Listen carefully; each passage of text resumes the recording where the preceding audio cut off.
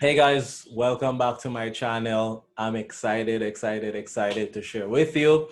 So, good afternoon from the beautiful islands of the Philippines. I'm your host, Davin Bennett, and welcome to episode 17. I missed 1 week, but it's good because I wasn't flying anyways. So, for those who were looking for episode 17 a little earlier, we are right on God's schedule. And again, all I keep saying is if you like these videos, give a thumbs up, leave a comment below. At least let me know where you're watching from. If you can't say anything else, at least let me know where you're watching from.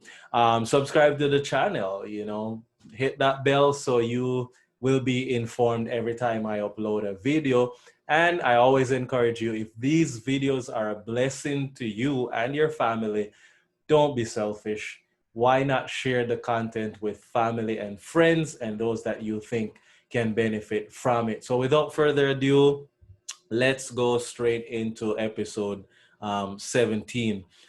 Week started out a little challenging with, navigating my way around weather, different things popped up. But again, this app continues to be a lifesaver for me. I always like using it. It's one of my primary means for navigation. Yeah, I have different stuff in the airplane, but this is kind of like the most advanced current kind of thing. So anyways, I continue to use it and it's a huge blessing. The mission here was a doctor. She's the doctor for Makonakon, basically. And I transported her along with her equipment and her medicine. I remember I even saw walking stick for those who are elderly. And this is her husband.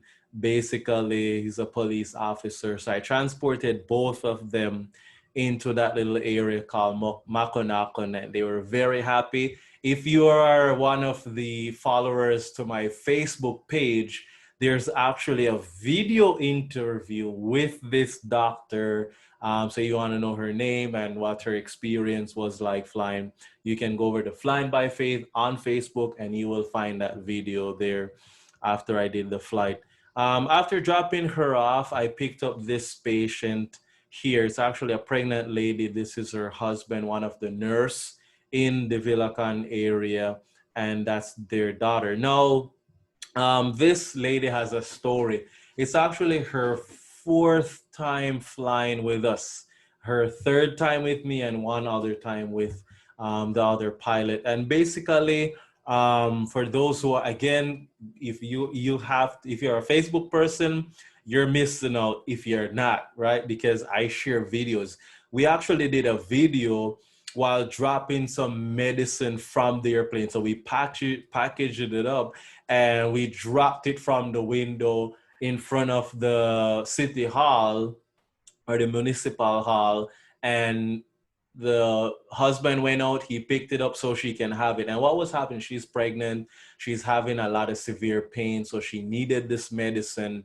There's no runway there, and we had other engagements, so we just flew low and slow and dropped the medicine from the window. You guys gotta see that video. So she got the medicine, and I remember she flew with me before when she was having complications. She was one of the patients that flew with me.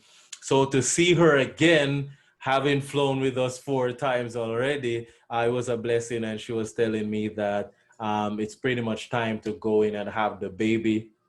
I've been following up with her, and she hasn't given birth yet, but we're hoping she'll give birth soon. According to we were chit chatting. That's how close we're getting. And according to them, if it's a boy, they're gonna name it after me. So that'll be like, yeah, oh, so nice to see a kid. Anyways, so it's a blessing to talk. And I did record a video on my Flying by Faith Facebook page. If you want to see that video where I chit chat with them a little bit, you can go over to Facebook for that. I guess it was doctors, nurse, and supplies week. I picked up this lady. She's a nurse in Palanan. There's also a video. I recorded a video with her as well. So I have a new thing now where when I do missions, it's not just pictures anymore. I'm doing videos. I call it on the ramp moment. It's where I get them to their destination. I pop my phone open, do a selfie video, chit chat with them a little bit, interview them a little bit. So I only post those on my Facebook page. So if you're not a Facebook person, you guys are gonna be missing out. I don't know how else to get those videos out so you guys can enjoy it. But anyways, for those who are on Facebook, you can always see those. This was around 500 pounds of medicine and equipment going into that area that she needs for work, for the hospital, etc. So this airplane continues to be a huge blessing. Like when I packed everything and we went inside the airplane, it was just I took a photo of what we look like in that plane. It was fully packed and heavy, but we left early in the morning, so we were within our weights and our limits. So it was really a blessing. After picking her up, I grabbed these. I have here 3 patients and 1 watcher. So they're having various challenges. The one in the red, that's the guest. She's one of the doctors in Palanan, and the rest are patients going in for their checkups. Um, one of my trips this week is to transport. This is the vice governor, is one of the government officials for Palanan area with his wife. They were going in, and I had the humble privilege of transporting them so that they can get to their destination along with their supplies. We always like helping out the government officials because when it comes to operating in these areas, we do need that close link between us and the government officials. So when they show up requesting us to help transport them, personally for me, it's an opportunity to have ties and bond with the government. So it was a blessing to transport Vice Governor here along with his wife. Coming out, I had 2 more patients and 1 watcher. That's 1 assist. So here we have a patient. I'm not going to get into the details. These are young people, very sensitive to their health information, but they really needed to go out, and I was blessed to transport them so that they could get out. Again, I've been flying a lot, like every month and a half, like every 6 weeks. I'm hitting 100 hours. So that's pretty much averaging 20 hours a week or 15, 20 hours a week. So this time it was maintenance time again. And when it comes to 100 hours check, I feel like it's an exam because the mechanic, he's gonna pull the plane apart. I will be assisting him, and he will show me different things so I can gain experience when it comes to learning basic mechanics, etc. It's that time where if I'm not flying or operating the airplane in a particular way that's good for it, it will show in the 100-hour maintenance. Primarily, the spark plugs can show wear and tear, or if I'm not doing what I'm supposed to do, I like fouling them or causing them to get saturated with a lot of wet, like fuel, lean in mixture, etc. So, those are little complicated things, but basically, when it comes to an airplane, you cannot treat it like your car where you just drive and drive and drive and never worry about the oil and the water and the coolant, etc. With the airplane, you really have to be deliberate in taking care of it because anything goes wrong and you are already in the air. It's not like a car you just pull over and stop. This one, you are airborne, something goes wrong, and next thing you start looking for a field or something, and if you're over nothing but water, that's another challenge in and of itself. So it's always a blessing to be able to help closely with the maintenance of the airplane. So we change the oil along with the filter, and then I would cut open the oil filter itself and look for metal shavings, trying to figure out is anything being worn out or rugged, etc. So fortunately for me, the last couple oil changes have not revealed any damages to the engine itself. which could be pilot error. So whenever I open up the filter and it's just clean, I'm always feeling blessed and relaxed to know that I'm taking pretty good care of the airplane as best as I can. So after we did the 100-hour check, um, and one more thing about that is on my YouTube channel, I have started a new series. It's called 100-Hour Check. So look out for those videos. It's where I shared the top 7 stories that stood out to me the most during that 100-hour check. And I will give numerical values, or I'll give an analysis of how many patients, how many fuel I burn, how many watchers. And we already know it's 100 hours on the thing. So you gotta stay tuned for that on my channel. 100-hour. I already did episode 1, so episode 2 is coming. You have to stay tuned for that.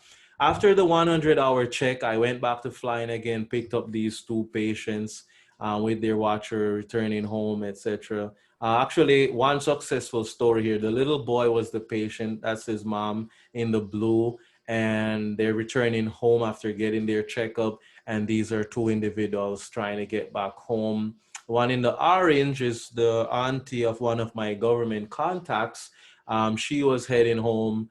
She was a stroke patient. She's heading home. So in this picture, you're looking at 2 successful stories of 2 patients that I brought out, and then it was time for them to return home.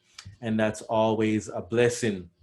We have some new patients going out. These are like 3 patients, and one in the middle here, that's an AGTA, one of the native Filipino. He's a student. I heard that he won some scholarship for studies, and it's time for him to go out to do some classes online. So another successful mission here, transporting 3. And as you can see, there are 3 older individuals, but it's always a blessing to help all the patients themselves. Returning home is this one is a doctor that's going home, and then we had some government officials. The young man in the middle is a student, and one thing, I mean, he's a teacher.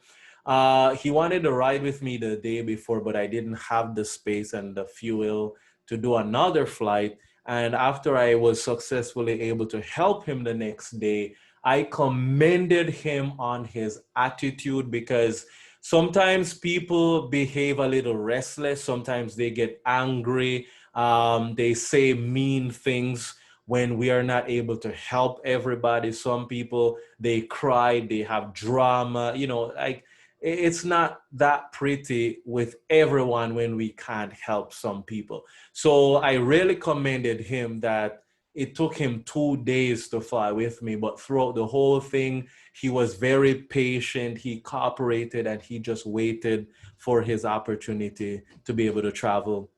These are 2 gentlemen, and they were like millennials, taking pictures, wanted to take pictures with me, etc. One is a watcher, the other is a patient getting out so that they can get some checkups. We have another successful story here. We have 2 government officials with the thumbs up. They're going in to do some government related work in Palanan area. And this mom went out with her baby, another successful story, went out, got her medical help, and she's returning home. And the smile says it all, right? I had one more trip, so I brought these individuals into Palanan. I would have gone back empty when tragedy struck this young lady's family. It's not, well, did I say tragedy? Well, the husband met in an accident, got hurt really bad. She needed to go out, and seeing I had all the airplane to myself, I accommodated her and her daughter so that they can go out and go visit their loved one to be of comfort to them. After that, I basically got another call where this is another huge success story again. It's my flight over the waters. Usually I go over the waters. I'm over it for about 3 hours total time. And it's one of my longest legs so far. And I remember this patient, I took him out. He needed to do surgery. He got out. He messaged me. I did my surgery. I'm recovering well. I'm discharged from the hospital. and he was kind of like in a hotel situation until there was a flight available and further checkups. He got all his checkups done. They cleared him to go back home, and just he came in the airplane. He sat and he slept most of the flight. He was asleep, and it was such a blessing, because you pick these individuals up, and from experience, I've had patients who die, not on the airplane, fortunately, but there are times they go in and the story is that they didn't make it. So every time I see a patient come into the airplane ready to go back home, it's always a huge blessing to me to know that mission was a success. We got them out, they got their medical help, and now it's time for them to return home. And that's just him taking a picture there in Batanes. Very grateful. He left me a very good message in my Facebook letting me know that he's very grateful for us transporting him to get home. After I helped that individual, there's one more patient. It's this young lady right here. She's the patient, and with her are two companions. These are two workers. I think they got stranded in Batanes, and there's not much other options for travels. So whenever I have a patient and I have space, I always accommodate these other individuals so that they can get to their destination in a faster manner. So this young lady is going in, and I look forward to picking her up again, bringing her back home after her treatment. After I landed at that airport, as you can see here, this is a photo from Sky Vector, one of my sources for weather. All hell broke loose. I had more missions in the coastal area, and this weather was just sitting right over where my next missions were gonna be. I waited it out for a while, but it just never cleared up. It never improved. It actually got worse. So I could not do any more missions. So the rest of the week, I did not fly anymore. But there's a huge blessing. My favorite Bible verse is Romans chapter 8, verse 28, which says, "And we know that all things work together for good to them that love God and those who are called according to his purposes." This lady here and her daughter, they picked me up at that airport. So I'm stranded for a while. I couldn't leave because of the weather. And they picked me up. She was going to travel with me. She's a government worker. She was gonna fly with me to one of those areas where the weather was really bad. We couldn't fly. So she said, "Cap, did you take your lunch?" "No, I didn't take my lunch." "Okay, Cap, come to my house." So they took me to a restaurant, got me some food, took me back to their house, and we chit chat for 2 hours. And at the end, we were like, man, where did the time go? But their company was a blessing in that I was able to share my story with her and her family. They were really blessed to know where I'm coming from and what I'm doing. She's heard stories about Palmas, which a lot of it was negative. So I was able to clarify the gossip stuff that she heard. So it was just a huge blessing to know that I wasn't able to fly her because of the weather, but at least I got an opportunity to be a witness. And now she knows my story. She was saying, "Cap, you should come back to my house. I'll record a video of you. Get your story. Cap, people need to hear your story." And they're going to be hearing it. You guys got to listen to this report right to the end. After I transported her, we had made an arrangement. I'm going to take a little time off. I'm going to go down south, down to the big city. I'm going to get some supplies. We have a pilot returning back with his family, wife and his kid. He's going to be the director for this project. He's going to need to be picked up from the airport and get his stuff. So we had a lot of packed stuff for the weekend and for a couple of days in this week. And unfortunately, as I was getting the patrol ready to go for that long road trip, which is going to be like a 10-hour drive, my patrol started leaking fuel. It was dripping fuel like crazy. So it turns out that we speculated that the injector pump was damaged. Long story short, it was not the injector pump. It's just some seals in the injector itself that got old and worn out. But the Lord blessed in such a unique way, because when I called up places to fix it, they wanted like some place wanted $400, some want $500 just to fix a small thing. So I went to the Nissan shop close to my home here. It's like a 30-minute drive. I went there and I asked them, how much is it for these parts? And they said they don't have it.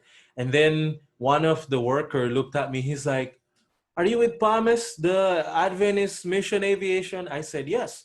He wrote on a piece of paper a phone number and the name of a place that fixes this kind of problem.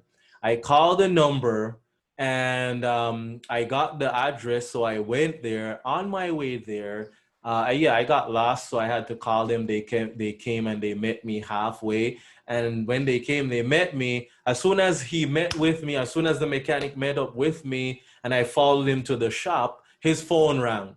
It was the guy from the Nissan store calling him, asking him if he saw this foreigner that was looking for someone to fix his vehicle. Long story short, they're older men, very experienced, and they charged me about $20. So people wanted 400. These guys only charged me $20 and they finished it within an hour and a half. I was able to drop it off, wait an hour and a half at the mall. They dropped me at the mall to wait. I waited. They called me up. It was done. And it was a huge blessing to me. Why? When you are not paid and you don't receive a salary and there's a $400 fix on your vehicle, you really start praying. So when I prayerfully asked the Lord for help and he allowed a $400 fix to become a $20 fix, it was just a huge blessing to my soul. Not only that, I'm getting ready for my trip. I'm going to be in the big city for a while. It always costs money for gas, for toll, for food, for accommodation at times, etc. And just before my trip, someone here in the Philippines sent me some donation. And I remember I texted the person, I said, this donation is so timely. You would not imagine how timely that donation is. So I got everything for the patrol, got my equipment, everything, and I left home. It was a nice, I like road trips, especially I fly a lot. When it's time to drive, I do enjoy the scenery. So the director came down with the airplane later on. He's gonna pick up the family, pick up the pilot, the wife, his wife, and their son, along with his wife, gonna travel with him. And then I will bring the cargo because the airplane is small, and the pilot and his family are coming from the U.S. So they have like 200 pounds of luggage plus their body weight. So me with the patrol is a huge blessing to be able to bring the cargo and the airplane just transport the load. In addition to that, I brought the grass cutter with me because the airstrip is looking like this. It's a wilderness. The grass has grown. You can still take off and land, but to the side of it is a jungle.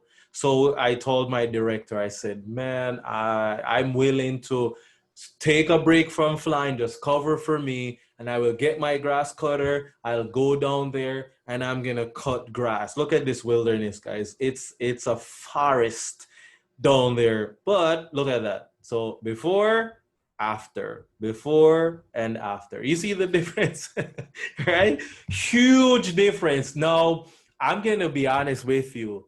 It was a lot of work. It was a whole lot of work, very tiresome, a lot of sweating involved. But while I was cutting it, it was a huge blessing to my soul. And the reason for it is I have a lot of memories in this area of how God came through for me so many different times. I remember when I was still in training, I ran out of money. I was not in school for about a month. And I went to work on this airstrip, cutting it, maintaining it. And one day I was there cutting grass when my phone had a text message, and it was someone saying, I'm going to send you some money towards your pilot training so you can go back into school. So it was just a huge blessing to me to always be of help. Not only that, It was very hot and I'm sweating a lot. The locals tried to help me too. And I looked up in the heavens. I said, Lord, I could use some shades here. You know, I said, I could be cooler. I could use some shades. And I finished lunch. And after my lunch break, it was an overcast with a little drizzle of rain. But for the whole afternoon, it was just cool and nice. And I went from before to after, before and after. Huge blessing. I sent that to the pilot, and he was very grateful that someone did some work on the airstrip. In addition to that, whenever I go to Manila, I have some friends who they do detailing and so on. So I do my best to keep the patrol well kept clean. So they would always give it a wash for me and wash the engine as well, so I can track or trace if there's any leak. I was getting ready to come home finally, so I got all the supplies I needed. I'm getting ready to come home, but I noticed that at 20 kilometers an hour, the patrol would do something like this. And I'm trying to figure, and I could not, when I go 30, 40, 50, 60, 70 kilometers an hour, it doesn't do that. But anything 20 or more, it's like this. You know, as a pilot, you learn how to pay attention to details. Something is wrong, and I can't figure out what it is. I don't have a lot of money, so when anything goes wrong, I am always hesitant, but I'm like, I'm gonna load it with a lot of cargo. It's a 10-hour drive. What if something is gonna go worse and cost me my life? So I said, you know what, Lord, let me take it into a shop nearby and have them look at it. As soon as they lifted it up, they realized that my two rear tires, they're done. They're just messed up, you know. And I called my director. I said, the vehicle is dancing to the side and I don't know why it's wobbling. And he said, yeah, that's your tires, because it could be something is just bent them or damaged or whatever. But he's like, it is your tires. So praise the Lord, I was able to get two new tires. The 1 year ago, I had the same problem. You're not gonna believe this. Exactly 1 year ago, I had tire issues. I couldn't buy four. I only bought two. So from the four bad ones, I changed the two that was really bad. And a year later, the other two was gonna give up on me. And so I got these two. Then I was fully loaded. As you can see, I packed that thing all the way up to the roof. I was driving home, delayed, I'm back and forth in the big city. And the challenge was, usually when I go into the big city, because I'm vegan, it's not the easiest to find a lot of the things that will keep me healthy and strong as a missionary pilot is not available in this province area that I am at. So once I go in, I always like to have a little extra money that I can, you know, get some food supplies. So when the need came up to buy two tires, which is like $375, I'm like, man, that is putting a dent in my food supplies money. So I was sitting in the patrol, just praying and saying, Lord, help me to be grateful that at least I have two good new tires, not gonna kill me or blow out on the way home. Don't worry so much about the food supplies. I was in the midst of that when someone on Facebook who had given donations before was just checking up on me, you know, hey, how is everything going? Are you home yet? I said, no, I had tire problems, had to get two tires, etc. And I don't know, immediately just shared that experience with him. He jumped online and he replenished my tire donation fee.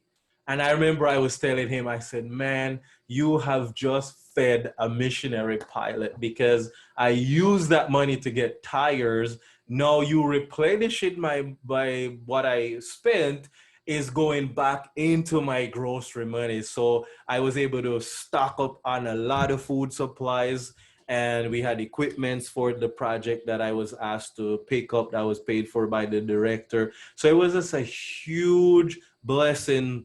When I got home, the patrol looked like that, you know. So 10 hours later, I weathered some storm and it's night. It was a long drive, but God bless. And in case people are always, I get this question a lot. Why do you have a Nissan Patrol? It's because of what it can do. It's very spacious. It's a cargo hauler. You can load this thing. I like driving in the night because it's cool and this thing will just race over the hill. So it was a huge blessing. You fold up those seats and you have this whole trunk by yourself and you can pack it from the floor all the way to the roof. So the Lord really bless, and I'm very grateful for those donations that came in. I'm creating my own little in-flight entertainment here, which is I don't have a headset to talk to the patients and the individuals that fly with me. So I thought about a genius idea. Those who are taking photos, just give them your Facebook. They can go on Facebook, YouTube, and find out more about whoever they're flying. I mean, the pilot they're flying with. And I'm always aspiring to get my story out to everyone. So at the back of this little card, it says, "Who is your pilot?" Short, sweet, and to the point. I hand that to them while I do my checks and start the airplane. And while they're flying, they can actually know a little about me, where I am from, who I am. And at the end of it, it says, "May God bless you and your family as I do everything to make your trip a memorable one." Welcome aboard. Welcome aboard, po mabuhay. So I don't get the chance to be an airline pilot greeting everyone. Ladies and gentlemen, this is your captain speaking. I don't have that. I don't have that option. So this little card is just my little way of making this little small plane like an airliner. I'm trying to make them feel at home. Like I want their flying experience with me to be a memorable one, not just I got on the airplane and I got off. I want it to be memorable with them. I'm also working on some other things, which I'm not going to tell you much about that. You have to keep following me because I have more stuff. You know me, I'm always planning there. I always got something up my sleeve, right? So I've reached a little milestone. I'm very grateful in that I just reached 500 hours total time. So praise the Lord for that. I'm able to hit 500 hours. My confidence in flying is growing a lot more. I'm able to pick a spot now on the runway, and I'm like, I'm gonna put it down there. And I hit the spot. I said, I want to put it down on the numbers. I want to get off at that taxiway. And when you have that kind of enthusiasm and you challenge yourself, it's a desire on the inside to be a better and a safer missionary pilot. So praise the Lord for that the hours and the experience is growing. Speaking about hours and experience, I'm a millennial. I want to get my story out. So guess what, guys? I got a contact here from one of the photographer for the Washington Post. He contacted me via Facebook and said, "I've been following you for a while. I want to get your story."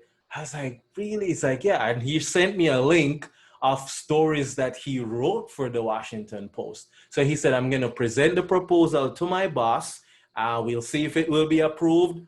Wednesday this week, I got this text from him. He says, "My bosses approved the proposal." So yes, beloved friends, my story is gonna go to Washington, people.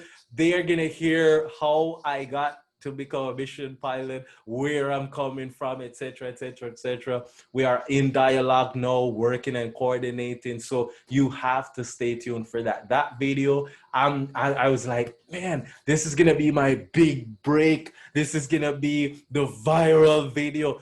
People around the world will hear about what God has been doing in my life as a missionary pilot, and I'm excited for that.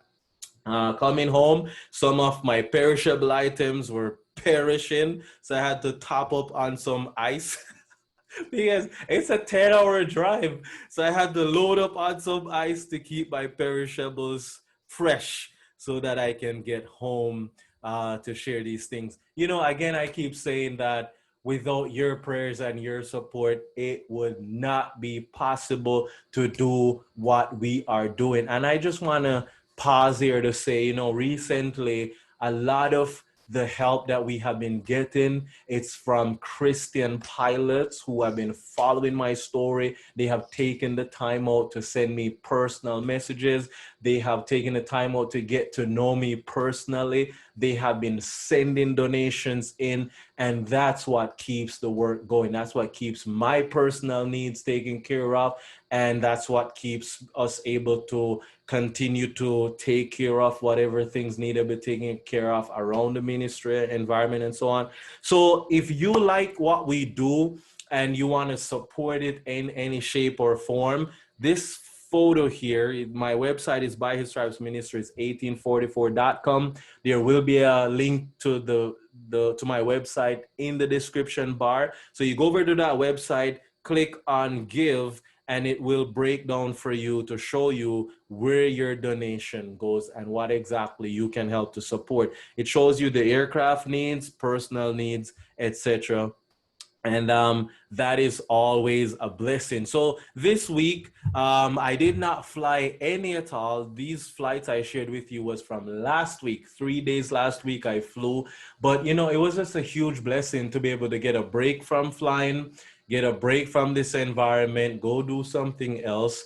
I'm now refreshed, equipped, and I'm back. And already the request is already piling up. I have patients returning home, patients who need to go out, etc. And it's always a huge blessing to be a blessing to other individuals. So on behalf of Philippines Adventist Medical Aviation Services and yours truly, Davin Bennett, I just want to say thank you for your prayers. Thank you for your support. And I look forward to sharing with you episode 18. You don't have to wait for episode 18. You're having a rough week and you want to hear a little what's happening, how people are being helped. Run over to Facebook, look up Flying by Faith. I post there daily. You can follow me on Instagram, Flying by Faith, and you can always get these stories fresh instead of just waiting for Sabbath or Saturday or in the week when you have time. You can get it fresh on the ramp moments